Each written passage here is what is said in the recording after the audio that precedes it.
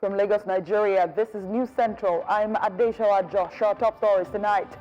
Federal government pledges 2 billion naira for the reconstruction of homes and relocation of victims ravaged by flood in Niger State.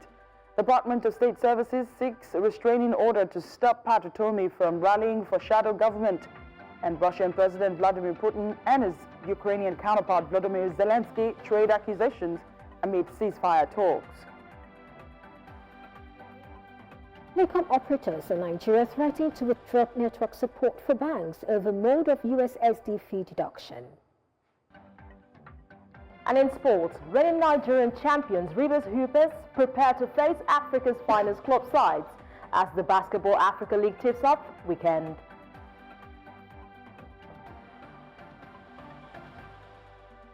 Welcome everyone. Tonight begins right now.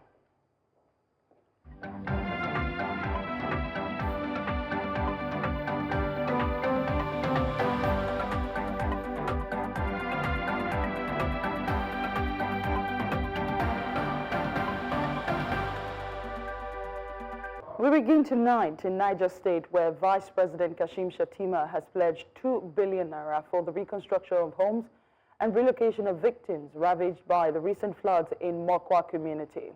The VP made the announcement during a visit to the affected communities, where more than 200 people have died, over 1,000 people injured, and at least 3,000 people have been displaced. The floods, which began last week Thursday after hours of torrential rain, also destroyed hundreds of properties in its wake. Vice President Shettima also revealed the federal government plans to immediately dispatch 20 trucks of rice for the IDPs, while it addresses other major challenges the community is facing. On behalf of President Bola Tinubu. The President was personally distressed by what happened in Mokwa, and he directed me that I must visit Mokwa and commiserate with the people of Mokwa and the government and people of Niger State over the sad tragedy that had befallen this community, and to assure them that the federal government, in partnership with the state government, will do whatever it takes to rekindle hope in the minds of our people. Under the AgriSat project, the federal government will take care of the drainages in Mokwa town. Yeah, the President has already directed the Minister of State for Agriculture to relocate to Mina for the next 1 week to see that 20 trucks of assorted food commodities are delivered to this distressed community. Most importantly, we have to find windows of rebuilding lives and hopes of the people. The federal government will expend 2 billion naira in partnership with the Niger State government to see that homes destroyed by this flood are reconstructed. Human lives can never be compensated, but we can give them hope for a better tomorrow. This is why the President is very empathetic, very much worried, very much concerned about the plight of the hundreds of thousands of our people affected by this disaster. Most importantly, we are on ground. We are going to rebuild the bridges. The federal government, under the able leadership of President Bola Tinubu, has already directed the Federal Minister of Works to immediately embark on the reconstruction of the 4 destroyed bridges, which is a lifeline, actually, a major artery road that connects the south with the northern part of Nigeria. So it's our collective responsibility. Meanwhile, Niger State Governor Umar Bago has cancelled all Eid al-Kabir activities in the state to honor victims of flood in Mokwa. Secretary to the Niger State government, Abubakar Usman, says Governor Bago has also suspended Hawan Bariki, Dorba, and other Salah-related activities. Our correspondent Joshua Marai has been on the ground covering the story for us and the Vice President's visit. He joins me now from Niger State. Thank you so much for joining us tonight. What is the situation now in Mokwa, and how has the VP's visit been received? Well, for residents and affected victims of the flood incident in Mokwa, this seems to bring hope, particularly the visit of the Vice President brings hope to them. They remain hopeful that this particular visit will bring forth the much required and desired intervention to cushion the effect of the flood. You recall that most of them lost their properties, their houses, even lives to this particular incident that claimed on part of Mokwa local government, particularly the one house of our community. So they are hopeful that this visit by the Vice President and the promises made forth will bring forth fruits, particularly fruits that will cushion the entire effect of the flood. I recall that they suffered devastating effect as regards to this flood, and so they are hopeful that these promises made will be fulfilled by the federal government. And 2 billion naira fund for the victims. Have you heard anything on how the government plans to disburse the funds? Well, it's unclear the distribution mechanism to be employed by the federal government, but one thing we know is that the federal government says that on its own part, they are going to try their possible best to make sure that necessary things are put in place. However, they will be intimating the state government as well as the local government, because they too have their own parts to play in this current situation to ensure that these persons are relocated to a more conducive environment, to ensure proper rehabilitation and basically to give them this comfort they so desire, because most of them they'll be sleeping in that same spot where that incident occurred. So the federal government says it is going to condone that area to ensure proper fumigation and sanitization, and however provide a new area for these people to occupy and basically give them the necessary things to get their life back on track. The Vice President also mentioned the release of 20 trucks of food aid. Do we know when the trucks will arrive? Have they arrived at the camps? And are there measures in place to prevent stampede? That's not an unusual situation. Well, it is unclear how the federal government is going to do that. But one thing we know is that the federal government is redeploying the Minister of State for Agriculture, who is from this state, to ensure that the delivery and distribution moves in a linear progression, that these particular things, this particular foodstuff allocated for these people reach the right people, because over time they've been complaining that most of these things that were brought by the relief organizations, humanitarian agencies, and there seems to be something shady about them. Well, the Vice President assured these people that the Minister of State for Agriculture would be on ground in Mina for 1 week to ensure that these particular food items get to those who desire and those who really need it because of the loss they've suffered in the past. Finally, Imarai, humanitarian workers are reportedly unable to move around freely due to the bridges that were destroyed by the floods. What can you tell us about that? Well, it is not just one bridge that was destroyed by this particular incident. 4 bridges. One, the particular bridge behind the Angwa House of our community that houses the rail line, as well as the Mokwa Metropolitan Bridge that is connecting the northern part of Nigeria as well as the southern part of Nigeria. Also, the College of Agriculture Bridge, that one too was affected. Even the bridge connecting Raba and Mokwa, that too was affected. The Deputy Governor even made case for residents in Raba, saying since that flood happened, they found it difficult to connect from Raba to Mokwa. They have to go 20 kilometers, turn round before they could find themselves in Mokwa, and it affected the socio-economic lifestyle of the people. Well, the Vice President said this is one of the priorities of the federal government, that the Minister of Work has been duly assigned to ensure the rehabilitation of these bridges. As we speak currently, works are ongoing on the Mokwa Metropolitan Bridge, and within few days, maybe few weeks, we will hope that this works will be completed to ensure the free flow of activities and resumption of socio-economic lives of these people in Niger State. Joshua Marai, our correspondent there for us, thank you so much for your reporting.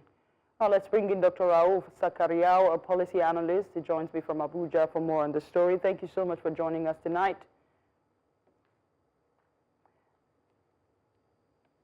If you can hear me very well, my question to you would be, how would you grade, how would you assess the Vice President's visit? Was it necessary? How would it impact the victims of this flooding? Well, actually, ordinarily, what the government should have done earlier was to be a kind of proactive. You know, major problem in policy in Nigeria is about it not being done in a proactive manner. But despite the fact that we've seen the scenario in Makwa, which has led to a high level of casualty, and by the federal government intervention promising to release 2 billion relief package, of course, it is a good way of trying to showcase, government concern to the people. But however, the utility or the distribution formula might be another different ballgame. Because in Nigeria, we are very good when it comes to policy framework, but what about the implementation? So my major concern is the utility of the so-called relief. How will it get to the affected people? Hope it's not going to be a business as usual, whereby some individuals that might be part of the committee that might likely be set up will capitalize on, enriching their personal pocket, all in the name of trying to send relief to the people of Makwa. Because the major problem with Nigeria's policy making is how to do with the implementation. So ideally, if such package could get to the needy, fine, but the issue is how would they be able to access it? That's number one. Number two, what has been the government plan strategically in ensuring that those funds will be effectively utilized? Because corruption is like, across all spectrum of Nigeria, despite the devastated, tendency we are seeing in Makwa now, some we see as an avenue for them to also become rich. That has been the major problem, and that is my own concern when it comes to this issue of policy, government coming up with distribution of some relief, government promising 2 billion. Right. It's a very good fund. If ordinarily it was used, to curtail some of those unwanted circumstances. Dr. Wolf Zakaria, I wanted us to take a look at the video that we've been playing of the topography of that area, Mokwa, just like the muddy sand there. Take a look at this. This area already looks like an area that is susceptible to flooding. What sort of lack of policy or its inadequacy has led to this present moment? I mean, take a look at this. Any sane, local government or government would know that this is an area that should probably either be well built when it comes to homes or should not be inhabited at all, because it definitely looks like something that could get easily flooded. What are your thoughts about that? Yeah, certainly, when you look at the issue of this flooding in Makwa, it was caused by so many factors. Largely, most of those buildings were not perfectly regularized because people are being allowed to build close to an environment that could result to, environmental hazard. So when you look at that scenario, these were, communities that is very close to high level of ecological issue. And people building houses closer to that areas, which ordinarily they could have been cautioned against that. So you could see that that place should have been left for a proper drainage. Don't forget, part of the problems over there was insufficient, or what we call inadequate drainages. Despite the claim from the federal government that it was as a result of heavy rainfall and the blockage of Dingy River, that tells you which actually led to this high level of damage experienced in Makwa. But the fact remains that people building houses close to, environmental degradation area, because some of those houses were not supposed to be in those places ab initio. Then, because of lack of proper planning, lack of government intervention earlier on, which actually led to some of those situations we are seeing, and that is why you could see, look at those bridges. These are places that ordinarily they were not supposed to even allow, what is called housing. Any accommodation shouldn't have been built closer to those environments because they portend serious ecological crisis. The level of hazard was glaring, and that is why when the rainfall happened, when they witnessed high level of rainfall, they could not curtail the damages. Right. You know, I don't know about you, but I like to go to the market. I do it a lot. And a lot of market people are beginning to, sellers in the market women and men, they're beginning to connect the rising prices of food. Trust me, there's been a difference between last week and this week to what's going on in Mokwa. We're going to see the story unfold, hopefully in the next few days, that trucks are not able to move. You know that the Middle Belt, you know, is the breadbasket of the nation, where there's a lot of farming and all of that. The link between food prices and this crisis, do you see a link there? And how should we prepare for it? Of course, you know, what happened because of the circumstance, it has now snowballed to another economic hardship. Like what you have said, the two bridges or three that have been washed away with the heavy rainfall has actually affected, you know, easy transportation when it comes to economic transportation of goods from one place to another. Don't forget that Mokwa is a very strategic place when you are trying to link the north to the south.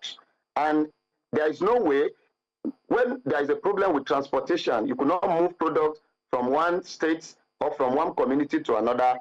It's going to have economic implication on the people. And that's why most of the products over there, of course, they might have been skyrocketed. And based on what we are experiencing presently in Nigeria in terms of inflation and some of the commodities, you know, becoming, having high prices, the implication is that the present scenario in Mokwa, it has also resulted to high level of economic hazard. And that's why you can see some of the streets have even become markets because of the fact that some of those products could not be transported to their proper destinations.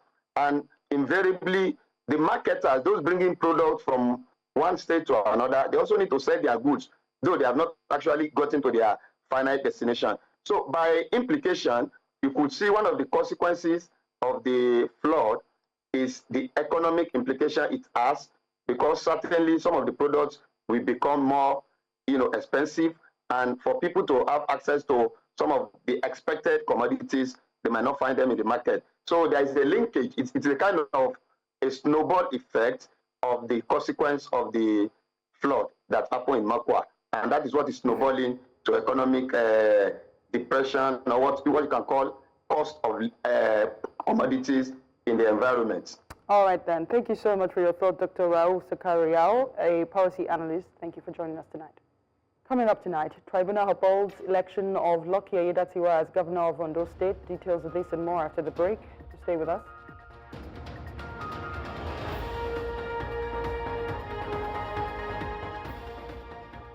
Welcome back. You're watching Tonight on News Central. I'm Adeshawa Josh. A reminder of our top stories. Federal government pledges 2 billion naira for the reconstruction of homes and relocation of victims ravaged by flood in Niger State. Department of State Services seeks restraining order to stop Patutomi from rallying for shadow government. Russian President Vladimir Putin and his counterpart Volodymyr Zelensky, that's his Ukrainian counterpart, trade accusations amid ceasefire talks. The Department of State Services, DSS, has asked the Federal High Court in Abuja to restrain a politician and public intellectual, Professor Patutomi, from further making public comments or staging rallies to promote his shadow government.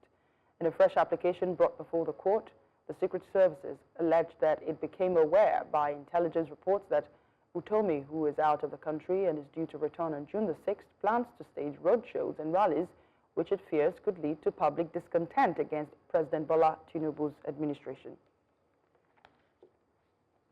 The Ondo State Governorship Election Petition Tribunal sitting in Akure has upheld the election of Governor Lucky Aiyedatiwa, dismissing multiple petitions challenging his victory in the November 16, 2024 polls. In a judgment delivered on Wednesday that lasted over 8 hours, the three-member tribunal, chaired by Justice Benson Ogubu, struck out the petition filed by 5 political parties, including the People's Democratic Party, whose candidate had alleged widespread irregularities and called for the cancellation of the election results. Some concerned youths from Ondo State are advocating for efforts by both the state and federal governments, including relevant stakeholders, to fast-track the construction of the proposed Elijah deep-sea port so as to create immediate employment opportunities for youths in the state. The youths, under the aegis of the Renewed Hope Youth Alliance, made this call while addressing journalists in Nigeria's capital, Abuja, as part of their appraisal of the first 100 days of the current administration. One of the critical areas where we see an opportunity for growth and development is the Ondo State Seaport. The establishment and development of this seaport are vital for enhancing our state economic landscape. It will not only create numerous job opportunities for our youth, but also significantly increase our internally generated revenue, IGR. We urge the federal government, heavily led by President Asiwaju Bola Ahmed Tinubu, GCFR, to prioritize. A bustling satellite community, Kurudu, within the Federal Capital Territory, Abuja, is battling the negative effect of indiscriminate waste disposal as residents lament the inability of the FCT authorities to evacuate the refuse. They say this is posing a major health and environmental risk, as the unevacuated refuse is now taking over the major roads in the city. News Central correspondent Aisha Salihu has more. For the people of Kurudu, this is their daily reality. A section of this road, originally earmarked as a refuse collection point with a designated bin, has become an open dumping ground. Residents with limited alternatives continue to dispose of their waste here. But the real problem, they say, lies in the glaring absence of waste management authorities. If there is nowhere they should put the dustbin, the place is already developed. So please and please, let the airport to change it before this thing will cause a lot of accidents. Let them check it themselves. It's not okay. We have many people that are passing through this road, and if you are passing by foot, you cannot pass completely. The economic impact is profound. Business owners like Ugu Sunday, who rely on the accessibility of this road for their customers, are seeing their livelihoods crumble. But beyond the financial losses, a more sinister threat looms: a public health crisis. The dustbin is disturbing me from my work because my customer is running to me because of this dustbin. When they come, they say the dustbin is smelling. So they don't please stay with me. They carry the work to go. The stagnant waste, a breeding ground for mosquitoes, flies, and rodents, poses a significant health hazard. Concerns about cholera, typhoid, and other communicable diseases are growing among the community. I cannot stay in my business ground based on the order, and what I'm perceiving is not helpful to my health, and it's not helpful to my customers. When I don't go to hospital, the thing is affecting me because of the smell. I go there, the hospital people told me that I'm staying from where the bin there, it will affect my body. Residents maintain the lack of will by the authorities to pay the private company contracted to pick the refuse, leading to the mess.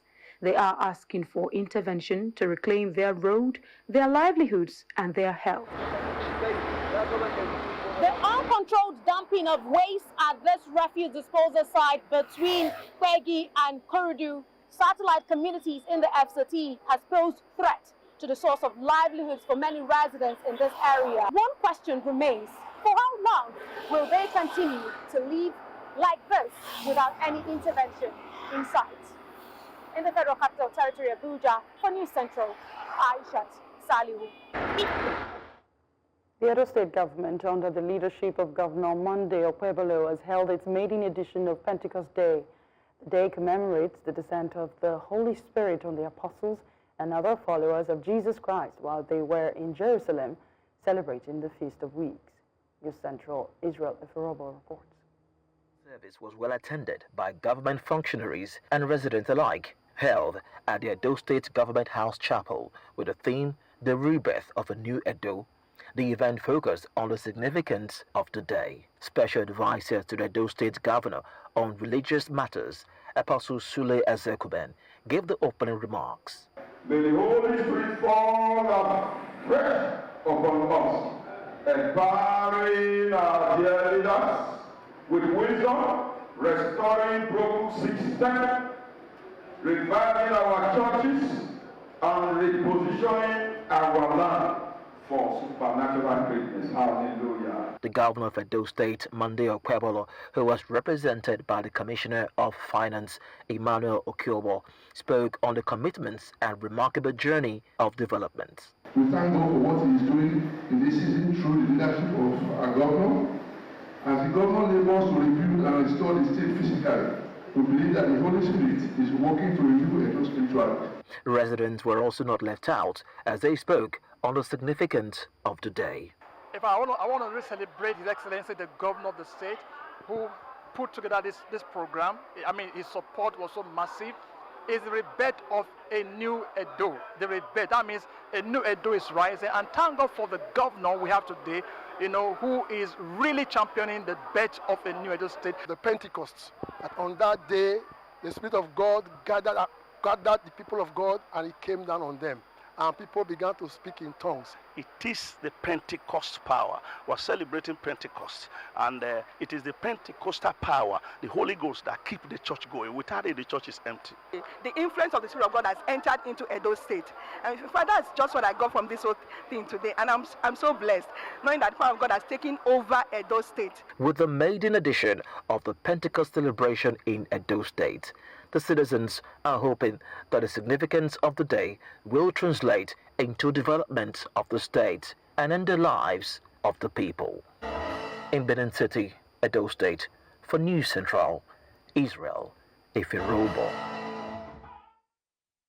And now we're here outside our shores after the short break. Do stay with us.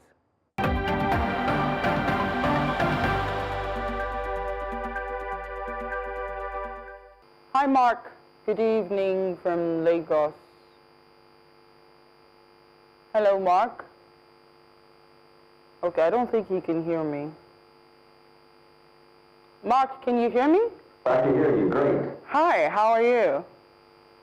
Yes. How's South Carolina today? Wonderful, beautiful weather.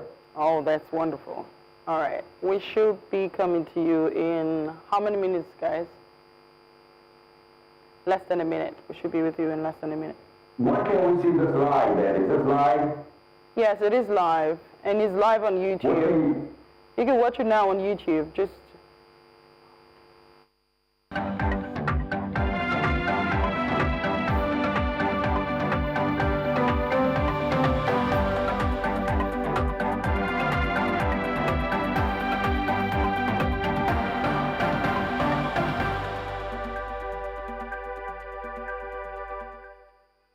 Welcome back. The diplomatic tension between South Africa and the United States over allegations of white genocide remain a subject of discourse around the world.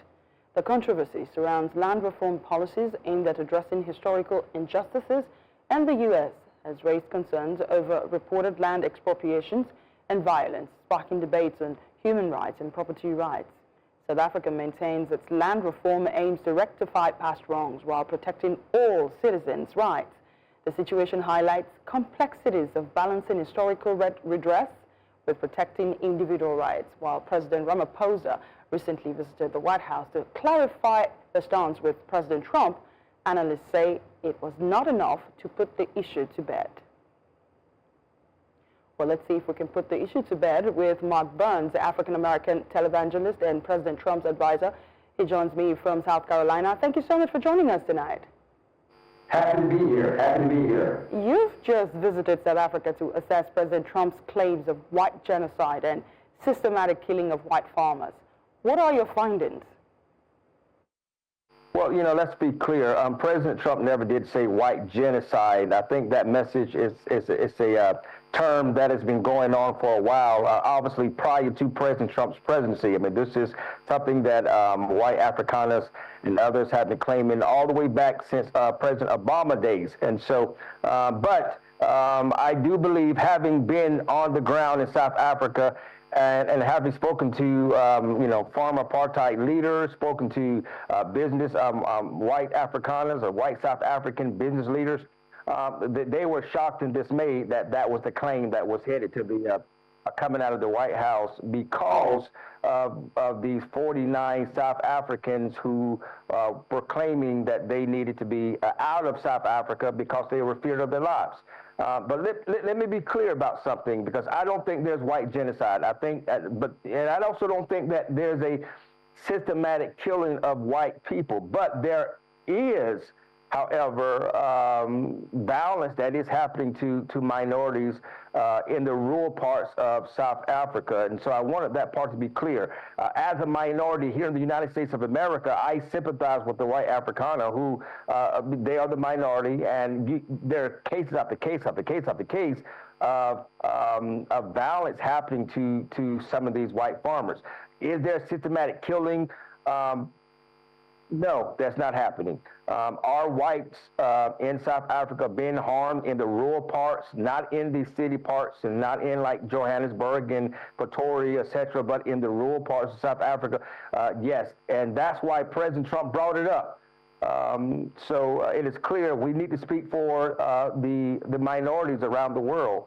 And make sure that prayerfully President Ramaphosa will beef up his security and making sure that all South Africans are safe in the Rainbow Nation. But no, there absolutely is no white genocide happening of white South Africans. There was, however, genocide of blacks for 300 years in South Africa at the hands of the apartheid government. But no, there isn't a genocide of white South Afrikaners. Mark, I just want to quickly summarize what you said. Just to be clear, there is no white genocide in South Africa, you say? Correct. Right. Again, and be honest with you, there wasn't the claim. I mean, I really don't even know how the term white genocide even come to be. I'm not sure who's press even conference that happened in May. White genocide. Yes, there was a press conference, as you know, between President Cyril Ramaphosa and President Donald Trump, and he didn't invent the phrase, the word, but it was used.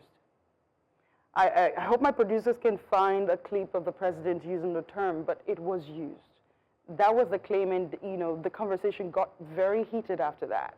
And I believe that that's one of the reasons why you went to South Africa, to ascertain whether or not there was or there is a white genocide or systematic killing of white farmers. And you have come forward now to say there is no such thing. I don't think that's happened. Great. No, I don't think there's no systematic killing of white people at the hands of black South Africans. Are there some violent black gangbangers that are killing innocent farmers? Absolutely. Is there a high murder rate that's happening in many of these rural parts? Absolutely. Are there some farmers who are being violently killed, suffocated, raped, that is happening in South Africa? Absolutely.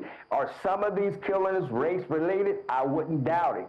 The same thing is happening to minorities all over the world, whether you're in India, whether you're in Pakistan. I mean, my office gets human rights violations cries from all nations, almost all nations from around the world, asking for someone like myself to come to the nation to bring attention to their situation. But is there a systematic killing? Is it black people targeting white people? I don't believe that's the case. Is this apartheid in reverse? Do I think that black people are taking revenge on white people for what they did to them for 300 years and dismantling Nelson Mandela's desire to have the Rainbow Nation, to bring in the whites and the blacks, the colors, the Asians, all of the races to come together as one South Africa? No, I don't believe that. But are there white South Africans that are being hurt and killed and burnt alive and tied up and suffocated? I have the images that are coming into my office. So I want to be clear. I'm not on the right. I'm not on the left. I'm on human rights side. And that goes for all races, and that includes white South Afrikaners. So no, there isn't white genocide that's happening, but there are highly violent people in some of the rural parts of South Africa that are killing people because of the color of their skin, and those people need to pay. Just like the Julius Malimbas and the Kill the Boer song, that is a hate crime song. Again, I know that may not be popular, but I don't stand for what is popular. I stand for what is right. That's why I supported President Donald Trump for going on 12 years, because it may not be popular, but it was right. Have you shared your report with President Donald Trump? And Absolutely. What did he say? 100%. What did he with say? The White I'm House interested. shared it with as many members as possible so that they understand exactly what I saw firsthand, and that we be very careful about how we're framing the words. My word to the president is to go to the G20 and let's start focusing on issues that are in economics. Right now, black people in South Africa, even though they have a political revolution, they have yet to receive economic revolution, and how even now they are still at the bottom of the totem pole, and unemployment rate is extremely high. And right now we have a 31% tariff over South Africa, and the fact that South Africa is about to be AGOA, which is the trade that South Africa is a part of, they're most likely about to run out. And so that just will hurt the economics of South Africa. But right now there's a $5.5 billion trade deficit between our two nations. That's why I spoke to President, I shared with leaders of the ANC to make sure that President Ramaphosa understands that being a part of BRICS is not a good thing. Brazil, Russia, India, China, South Africa, if it's about trading with those nations, that's great. But if you're talking about creating another currency that's designed to devaluate the U.S. almighty dollar, as President Trump said, that's no good for the economies of the world, and that's a problem. Mark, before I let you go tonight, I'm personally very, very excited about your findings, and I hope President Trump is also, you know, thinking through what you told him, and perhaps considering the whole white genocide claim as false. But in your opinion, would you say the whole white genocide claim in South Africa was a propaganda? And to what end would you say it was? Well, I think that there's some truths to what's been said. Again, I'm speaking as a minority in America. Remember that Black Lives Matter, that white cops were killing black people, it wasn't as exaggerated. It was exaggerated significantly. Were there some cases that happened? Absolutely. Were there cases of white officers killing a black innocent individual who was unarmed? That has happened throughout the ages of America. But were white cops actually targeting black people as in genocide, trying to kill black men? Absolutely not. There were way more good cops, black and whites, Hispanics and all, that protect and serve our nation. But that was not the narrative that Black Lives Matter stood for. The narrative was that black people were being hunted down.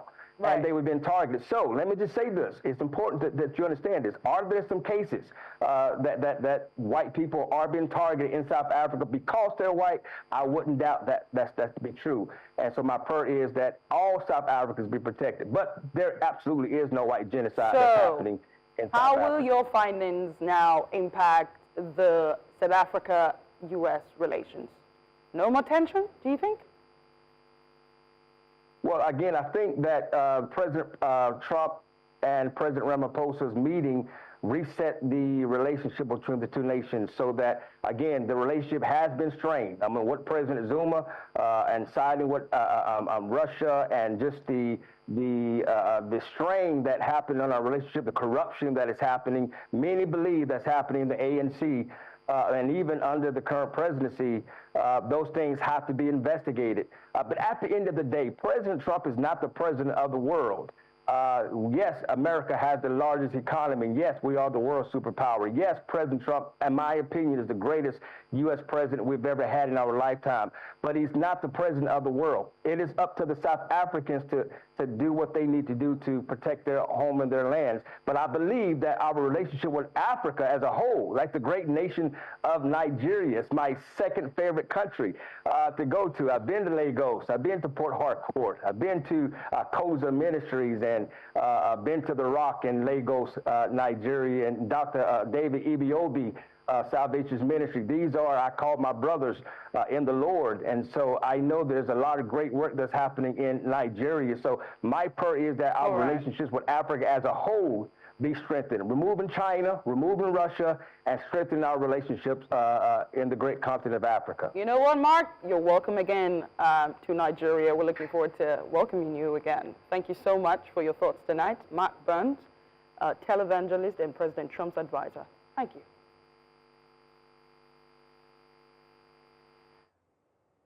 Russian President Vladimir Putin and his Ukrainian counterpart Vladimir Zelensky have been throwing jabs at each other amid ongoing ceasefire talks between both warring countries. While Putin dismissed the idea of a ceasefire in Ukraine, arguing it would only give Kyiv a tactical advantage, Zelensky accused Russia of using peace negotiations as a tactic to avoid new U.S. sanctions while continuing its military efforts. The Russian president claimed Ukraine would use any pause in fighting to rebuild its military strength with Western support and plan further attacks. But Zelensky would have none of that, noting that Moscow's diplomatic moves are more about gaining time and securing strategic advantages than reaching a genuine resolution. When we come back, it will be time for business news, sports, and entertainment.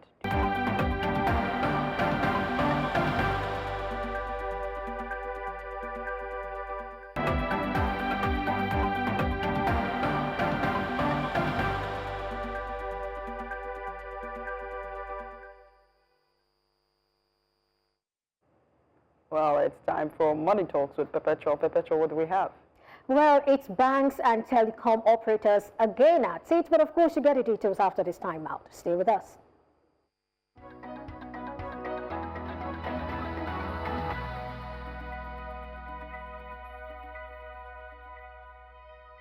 Nigeria's major telecom operators have warned banks over alleged misinformation on USSD billing.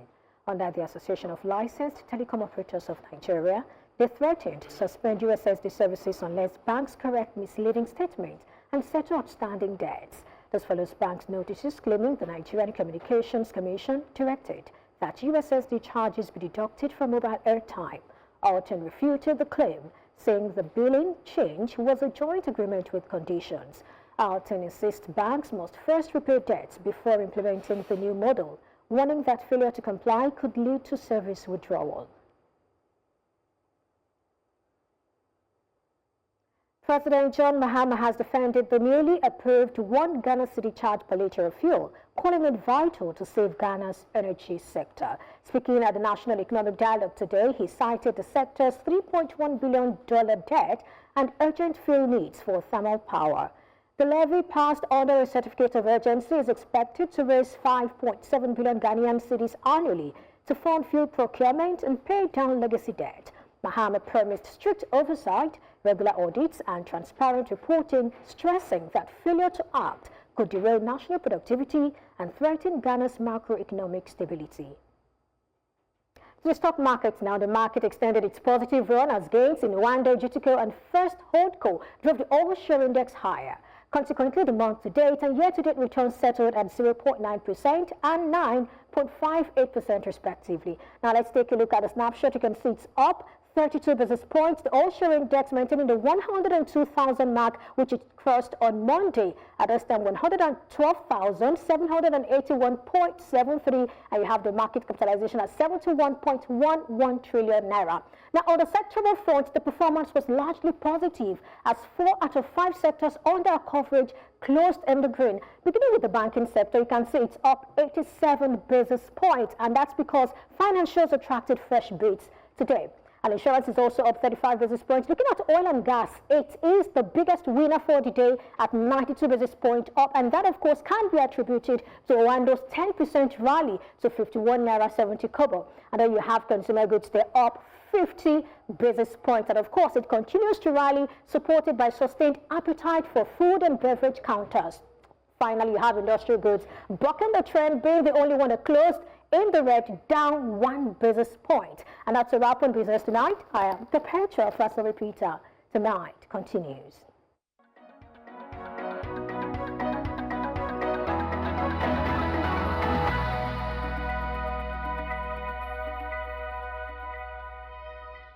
Onye is here with the latest in sports news tonight. Onye, what do we have? Of course, we are counting down to the tip-off of the Basketball Africa League, the competition where we've got only one representative. I'll tell you more after this break.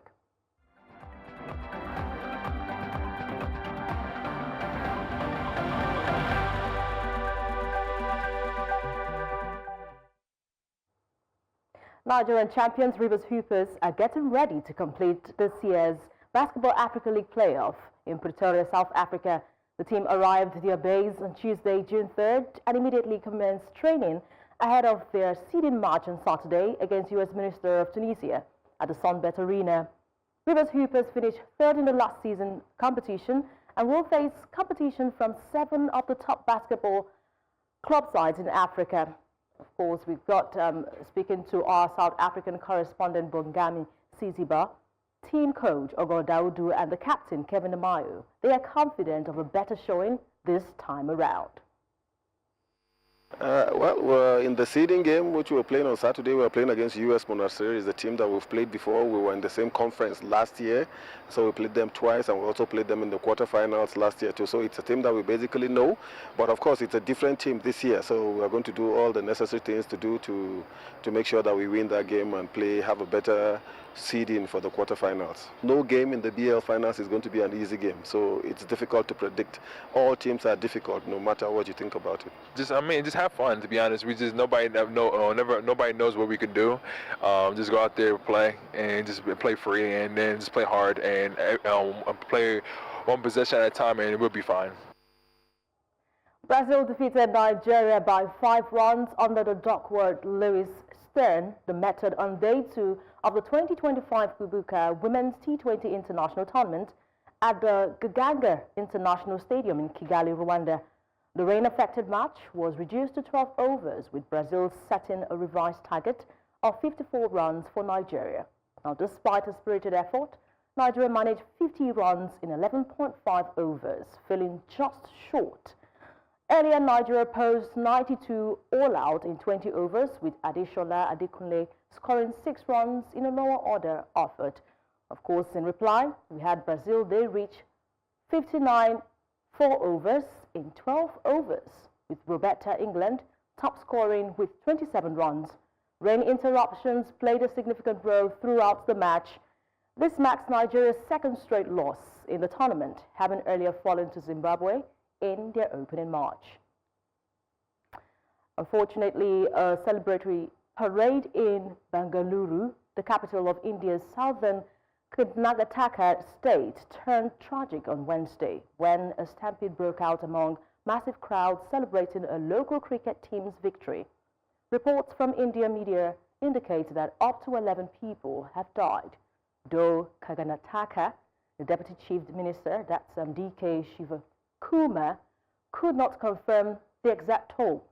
Vast crowd overwhelmed the streets, with police struggling to control the situation. Footage showed officers rescuing some fainted children and overwhelmed fans. The deputy chief minister apologized for the chaos, noting that despite plans for a peaceful procession, the crowd was uncontrollable.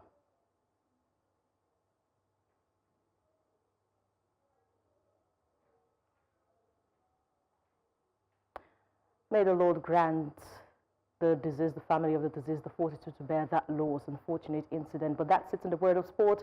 I am Onyinyechi Obaro. The news continues shortly.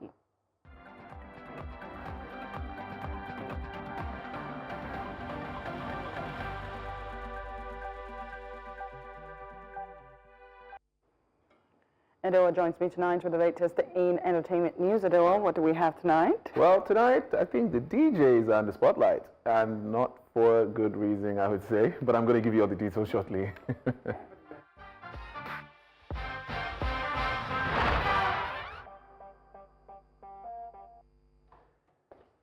The Nigerian Copyright Commission, NCC, is putting DJs on notice. They say don't play music in public without a license, whether it's at a club, weddings, lounges, or festivals.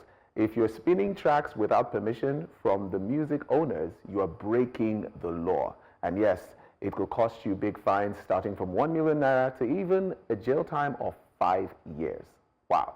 The good news, DJs can get licensed through the Musical Copyright Society Nigeria, and there's already a deal in place with the DJs Association of Nigeria as well to make the process easier.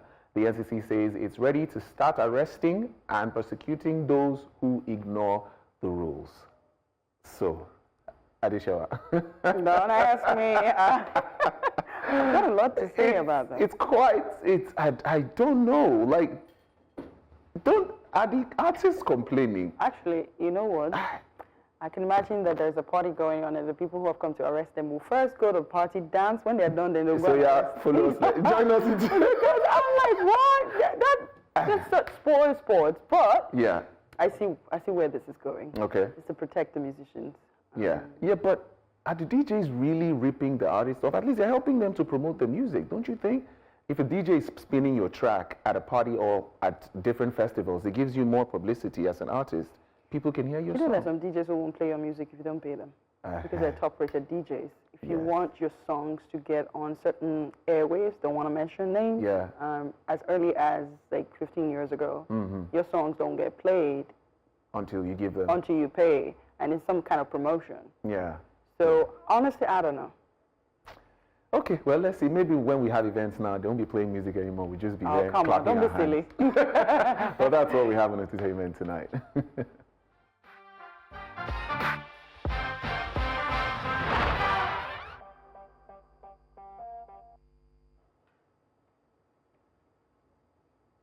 And that's the news tonight. But before we go, here's a reminder of our top stories. Federal government pledges 2 billion naira for the reconstruction of homes and relocation of victims ravaged by flood in Niger State. Department of State Services seeks restraining order to stop Pat Utomi from rallying for shadow government. Russian President Vladimir Putin and his Ukrainian counterpart Volodymyr Zelensky trade accusations amid ceasefire talks. That's the news tonight. Thanks a lot for watching. I'm Adeshawa Josh. I'll see you around.